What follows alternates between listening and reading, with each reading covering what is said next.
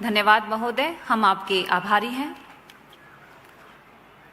मैं हमारे आज के विशिष्ट अतिथि माननीय श्री एन चंद्रबाबू नायडू जी, मुख्यमंत्री आंध्र प्रदेश से अनुरोध करती हूं कि आज के इस पावन अवसर पर हम सभी को संबोधित करने की कृपा करें।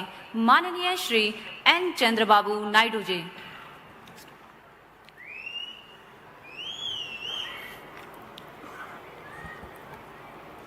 గౌరవనీయులు కేంద్ర హోంశాఖ మంత్రులు శ్రీ అమిత్ షా గారు, కేంద్ర సివిల్ ఏవియేషన్ మినిస్టర్ అయినటువంటి రామ్మోహన్ రెడ్డి గారు, కేంద్ర ఉక్కు శాఖ సహాయ మంత్రి శ్రీనివాస్ వర్మ గారు, కేంద్ర హోంశాఖ సహాయ మంత్రి బండి సంజయ్ గారు, ఉప ముఖ్యమంత్రి మిత్రులు శ్రీ పవన్ కళ్యాణ్ గారు,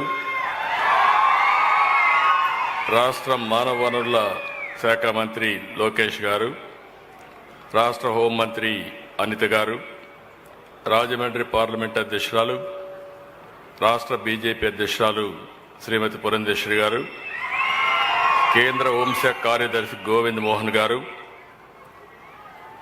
NDRF director general Piyush Anand గారు, ఇతర అధికారులు, ఎన్డీఆర్ఎఫ్ 10వ బెటాలియన్ దళ సభ్యులందరికీ పేరు పేరున మనస్ఫూర్తిగా నమస్కారాలు, అభినందనలు, శుభాభినందనలు. ఈరోజు మనందరం చూస్తే సౌత్ ఇండియాకు 5 రాష్ట్రాలకి యూనియన్ టెరిటరీస్కి అంతటి కూడా ట్రైనింగ్ ఇచ్చేట్టుగా ఎన్డీఆర్ఎఫ్ ఇక్కడ పెట్టాం. ఎన్ఐడిఎం కూడా ఇక్కడనే క్యాంపస్ 2 కూడా, ఒకటి ఇనాగరేషన్ చేసుకున్నాం, ఒకటి 20వ రైజింగ్ డే సందర్భంగా ఇక్కడ మనం సమావేశమయ్యాం. మీ అందరికి కూడా 20వ రైజింగ్ డే సందర్భంగా మనస్ఫూర్తిగా ఆంధ్రప్రదేశ్ రాష్ట్ర ప్రభుత్వం తరపున శుభాకాంక్షలు తెలియజేస్తున్నాను. ఆనాడు ఎన్డీఆర్ఎఫ్ పెట్టాలని బైఫర్కేషన్లో పెట్టడం,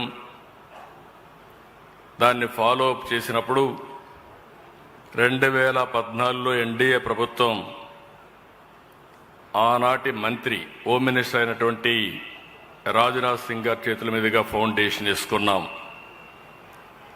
అదే మరి national institute of disaster management క్యాంపస్కి అయితే 2018 అప్పటి ఉపరాష్ట్రపతి వెంకయ్యనాయుడు గారి చేతుల మీదుగా శంకుస్థాపన చేసుకున్నాం.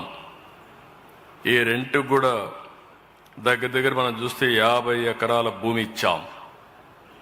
ఈరోజు పూర్తి క్యాంపస్ పూర్తి చేసి అమిత్ షా గారి చేతుల మీదుగా ఈరోజు ఫౌండేషన్ మళ్ళా ఇనాగరేషన్ చేసుకున్నాం. దీనికి మనస్ఫూర్తిగా కేంద్ర ప్రభుత్వాన్ని అభినందిస్తున్నాను. ఆ రోజు స్టార్ట్ చేసింది కేంద్ర ప్రభుత్వం, ఎన్డీఏ ప్రభుత్వం. మళ్ళీ ఈరోజు మనం దీన్ని ఇనాగరేషన్ చేసుకోవడం కూడా వారి చేతుల ద్వారా చేసుకునే పరిస్థితికి వచ్చాం. ఎప్పుడు కూడా ఎన్డీఆర్ఎఫ్ అనేది నేను చాలా సందర్భాల్లో చూశాను. ఏ డిజాస్టర్ వచ్చినా ఫస్ట్ గుర్తొచ్చేది ఎన్డీఆర్ఎఫే గుర్తొస్తుంది. ఏ డిపార్ట్మెంట్లో ఎప్పుడు ఎవ్వరూ చేయలేని పనులు ఏదైనా ఉంటే అది చేయగలిగే శక్తి ఎన్డీఆర్ఎఫ్కు ఉంది. అది వాటర్లో కావచ్చు, ల్యాండ్ మీద కావచ్చు, లేకపోతే క్రిటికల్ జంక్చర్లో ఫారెస్ట్లో కావచ్చు, ఎక్కడైనా సరే సమర్థవంతంగా ఎదుర్కొంటున్నారు. కొన్ని లక్షల మంది ప్రాణాలు కాపాడారు. కొన్ని లక్షల మందిని ఈ యొక్క విపత్తు వచ్చినప్పుడు వాళ్ళు కాపాడే పరిస్థితికి వచ్చారు.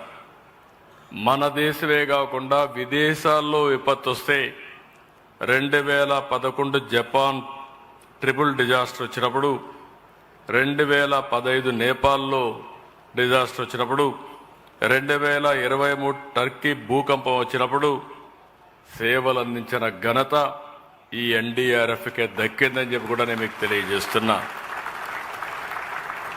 నేను పర్సనల్గా కూడా చూశాను, అన్ని చాలా సంక్షోభాలు చూశాను, కానీ ఉదుహుదు చూశాను, విజయవాడ ఫ్లడ్స్ చూశాను.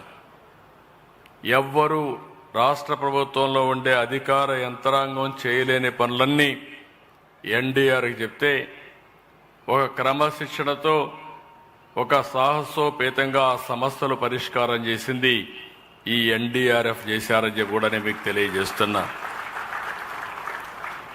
Today I'm very happy. I'm following honourable home minister. Now he is emphasizing training program. He is creating dashboard. Personally, he is watching everything. I have seen so many home ministers, so many disaster management ministers.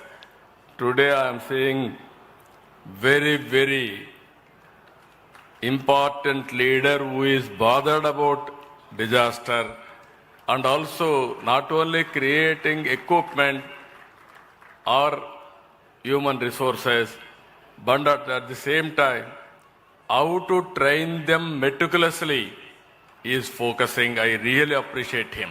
I thank him on behalf of our people.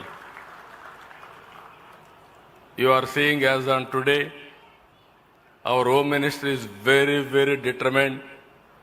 He wanted to protect every citizen in the country, nook and corner. It may be any law and order problem, he wanted to address very effectively. It may be terrorist problem or Naxalite problem or some other issue. Every issue is working very effectively. Sometimes I am jealous. He is working very hard, just like machine. Earlier I have seen so many politicians always cutting ribbons and giving speeches, not going details.